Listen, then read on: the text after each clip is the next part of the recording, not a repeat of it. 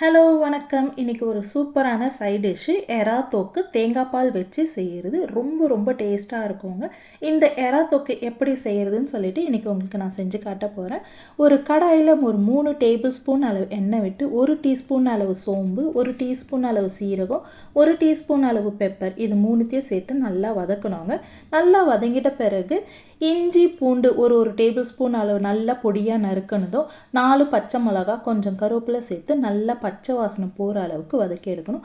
அது கூடவே ஒரு பெரிய சைஸ் வெங்காயம் பொடியாக நறுக்குன்னு சேர்த்து வதக்கிட்ட பிறகு 1/4 டீஸ்பூன் அளவு மஞ்சள் தூள், 2 டேபிள் ஸ்பூன் தனியாத்தூள் சேர்த்து நல்லா வதக்கிட்டு அது கூட 1/2 டீஸ்பூன் அளவுக்கு மிளகாத்தூள் சேர்த்து அதையும் வதக்கணுங்க. இந்த மசாலாலாம் நல்லா பொரிஞ்சு வரதுக்காக ஒரு 1/4 கப்பு அளவு தண்ணி விட்டு நல்லா எண்ணெய் பிரிஞ்சு வர அளவுக்கு வதக்கி எடுக்கணும். எண்ணெய் நல்லா பிரிஞ்ச உடனே 1/2 தக்காளி, 1/2 டீஸ்பூன் அளவு உப்பு சேர்த்து நல்லா வதக்கி விடணும். தக்காளி நல்லா வதங்கினோடனே ஒரு 1/2 கப் அளவு தேங்காய் பால் சேர்த்து நல்லா கிளறி விடுவோங்க. இது கூடவே நல்லா க்ளீன் பண்ணி வச்ச 300 கிராம் எறா இருக்குல்லையா, அது மஞ்சள் உப்பு தூள் போட்டு நான் பெரட்டி வச்சுருந்தது அதோடு சேர்த்து நல்லா வதக்கி விடணும்.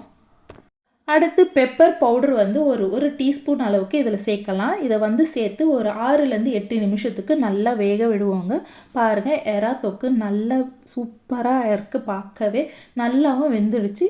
தேங்காய் பால் எறா தொக்கு ரெடி ஆகிடுச்சு. இந்த ரெசிபி கண்டிப்பாக செஞ்சு பாருங்கள். இந்த ரெசிபி உங்களுக்கு பிடிச்சிருந்தா கண்டிப்பாக லைக் பண்ணுங்கள், ஷேர் பண்ணுங்கள், முக்கியமாக சப்ஸ்கிரைப் பண்ணுங்கள். தேங்க்யூ.